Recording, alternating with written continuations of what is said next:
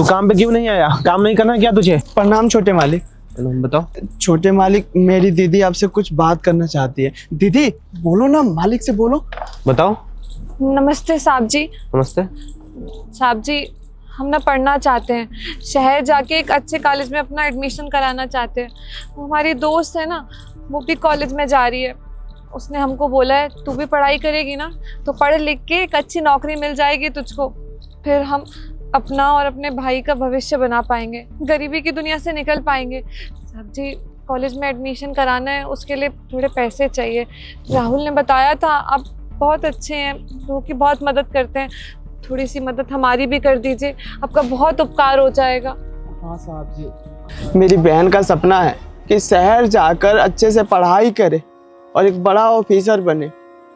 साहब जी, उसके लिए हम आपसे पैसा मांगना चाहते हैं। हो सके तो साहब जी हमारी मदद कर दीजिए, हम पर एक उपकार कर दीजिए। साहब जी, उपकार कर दीजिए। साहब जी, ये मेरा छोटा भाई है ना, बहुत कुछ करता है मेरे लिए, मेरी पढ़ाई के लिए दिन रात मेहनत करता है। और हम तुम्हें तो कभी पढ़ते हुए देखे ही नहीं है, और ना ही तुम्हें कभी स्कूल जाते हुए या कॉलेज जाते हुए देखे हैं। यहाँ पर रहकर तुम पढ़ाई करती हो? हाँ हाँ साहब जी, हम खूब मन लगा के पढ़ते हैं। जब सारा काम कर लेते हैं तो रात में पढ़ते हैं, और सुबह भोर में उठ जाते हैं, 4 बजे से लेकर 7 बजे तक पढ़ाई करते हैं। उसके बाद अपने भाई के साथ काम में हाथ बटाते हैं, फिर कॉलेज निकल जाते हैं। और हम मेहनत किए तभी तो हम अपने कॉलेज में टॉप किए हैं। आपको यकीन नहीं होता ना, हम अपना सारा कागज पत्र दिखा देंगे कॉलेज का। हाँ साहब जी, मेरी दीदी बहुत पढ़ने में तेज है, होशियार है। कॉलेज में ना इसका चर्चा चलता है, चर्चा नाम चलता है, सारी लड़कियां आकर तारीफ भी करती है, हमें बहुत अच्छा लगता है। ये ऑफिसर बनना चाहते हैं। साहब जी, थोड़ी सी मदद कर दीजिए आप, ताकि मेरी बहन अपना सपना पूरा कर सके। जब ये शहर में चली जाएगी पढ़ाई करने तो फिर तुम अकेले बन जाओगे, तो अकेले फिर कैसे मैनेज करोगे? काम करोगे या खाना बनाओगे या ये कबाड़ी का काम करोगे? सह लेंगे साहब जी, सब कुछ सह लेंगे, क्योंकि हमें ना अपनी बहन की जिंदगी बनानी है। माँ बाबू जी के गुजरने के बाद एक मेरी आखिरी सहारा है ये। साहब जी, हम इसको खुश देखना चाहते हैं, हम इसे अच्छे से पढ़ाना चाहते हैं। हम चाहते हैं कि ये नौकरी करे और इसका अच्छे घर में शादी कर दे, ताकि हमेशा खुश रहे। इसकी खुशी के लिए सब कुछ सह लेंगे साहब जी, पर हमारी मदद कर दीजिए आप ही आखिरी सहारा है हमारे।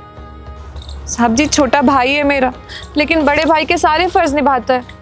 इसका सपना था कि पढ़ लिख के अफसर बने, लेकिन माँ बाबा के चले जाने के बाद सारी जिम्मेदारी का बोझ इस पर आ गया। कबाड़ी बिनता है ताकि पैसा आ सके, हम पढ़ सके। साहब जी, आप चिंता मत करिए, जब हम शहर में जाके पढ़ाई करेंगे ना तो साथ साथ में पार्ट टाइम नौकरी भी कर लेंगे, और आपके जितने भी पैसे हम लेंगे ना सब चुका देंगे। अगर हमारा भाई नहीं कर पाएगा तो हम सारी जिम्मेदारी लेते हम करेंगे। थोड़ी सी मदद कर दीजिए, कुछ रुपया की। कितने पैसे चाहिए वैसे? 50,000। 50,000? हाँ साहब जी, 50,000 ही चाहिए। 50,000 रुपये बड़ी रकम होती है, चुका पाओगे या नहीं तुम लोग? हाँ साहब जी, आप चिंता मत करिए, हम चुका देंगे। बड़ी रकम है इसलिए तो आप बड़े लोगों से ही मांग रहे हैं, हमारे पास नहीं है इतने पैसे। बहुत उपकार होगा साहब जी, एक गरीब की जिंदगी बन जाएगी, आपको बहुत आशीर्वाद मिलेगा ऊपर वाले का। देखो, जरूरी नहीं है कि तुम लोग यहाँ पे रहते हो तो जीवन में यहीं पे रहो। भगवान आगे बढ़ने का एक न एक मौका सबको देते हैं। तो तुम अगर पढ़ लिख के कामयाब होना चाहती हो तो इसमें तुम्हें लगन बहुत करना पड़ेगा। लगन परिश्रम करोगी, मन लगा के पढ़ोगी, तो भी अपने भाई को, तुम खुद को आगे लेके जा पाओगी। पैसे तो मैं दे दूंगा, पर ये तुम्हारे ऊपर है कि तुम्हें क्या करना है उस पैसे का। शहर में लोग जाते हैं, वहाँ पे जाके लोग नशा भी करने लगते हैं, क्लब में जाते हैं, पार्टी करते हैं। तो या तो ये ऐसे कर लो, नहीं तो पढ़ाई पूरी करके अपना सपना पूरा कर लो।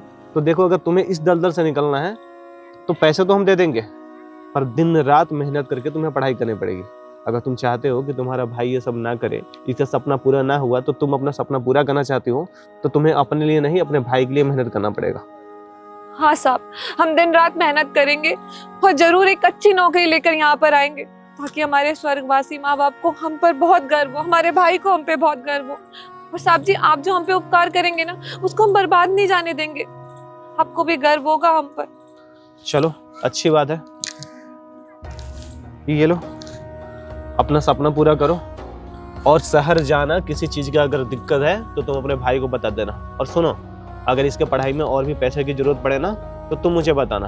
हम ना तुम लोगों के आंखों में देख रहे हैं कि तुम लोग इसी दलदल से निकलना चाहते हो। तो कोई भी दिक्कत हो तो मुझे बता देना, पैसे तुम ले लेना, अपने बहन का सपना पूरा करो, ठीक है? साहब जी आप मान लो। अरे कोई बात नहीं, चलो अच्छी बात है, तुम यहाँ पे काम करके अपने बहन को बड़ा अफसर बनाना चाहते हो, तो अच्छी बात है ना। कोई तो इस दलदल से निकल के बड़ा आदमी बन जाए। चलो ठीक है, मन लगा के पढ़ाई करना है।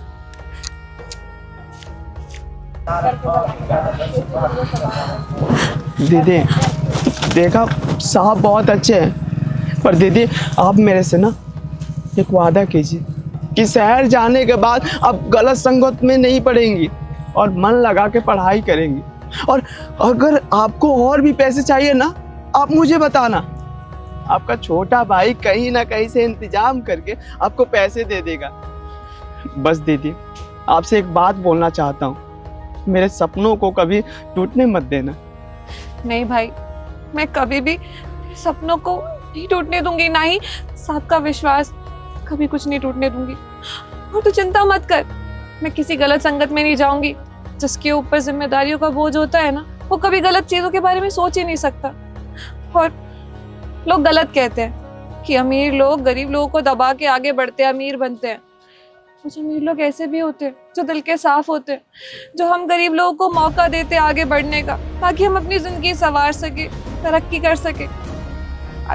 आज उनसे मिलके मेरे को बहुत अच्छा लगा। हाँ दीदी साहब बहुत अच्छे हैं। ठीक है दीदी, आप शहर जाने की तैयारी कीजिए, ठीक है? घर जाइए आप।